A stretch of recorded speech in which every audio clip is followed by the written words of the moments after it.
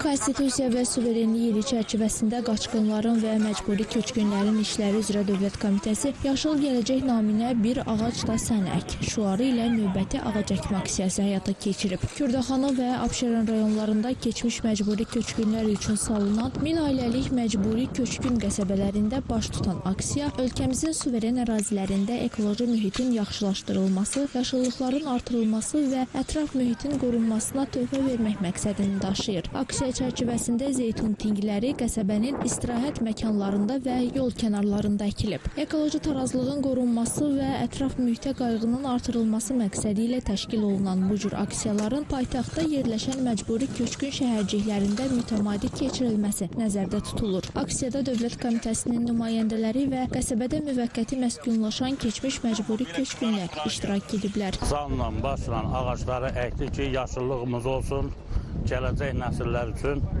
yaşıllıqlar olsun.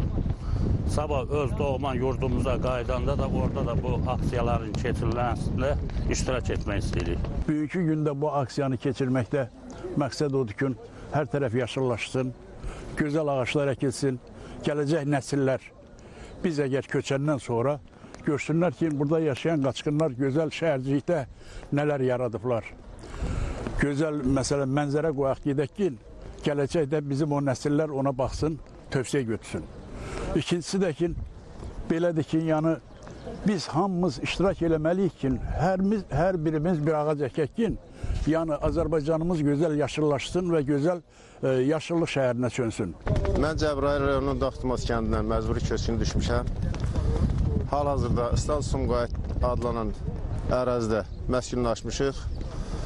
Deməli, bugün ağac əkmə aksiyasında iştirak edirik. Bu ağac əkmə aksiyası gələcək nəsil üçün qoyub gedəcəyik, inşallah kəndimizə gedəndən sonra. Cənab Prezidentimiz Şərqi Zəngəzur və Qarabağ iqtisadi rayonlarını yaşıl enerji zonası adlandırılmışdı, bəyan etmişdi və bu sayədə mühüm zəruri addımlar atılır.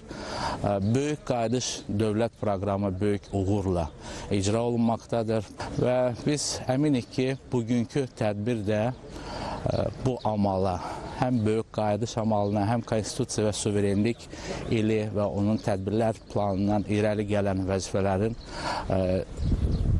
icra olunmasına öz dəyərli töhfəsini vermiş olacaq. Qeyd edək ki, Dövlət Komitəsi əvvəlki illərdə də ekoloji təşəbbüslərə xüsusi önəm verib və Yaşıl Dünya naminə həmrəylik ili çərçivəsində işğaldan azad edilən ərazilərdə də geniş miqyaslı ağac əkmə aksiyaları keçirib.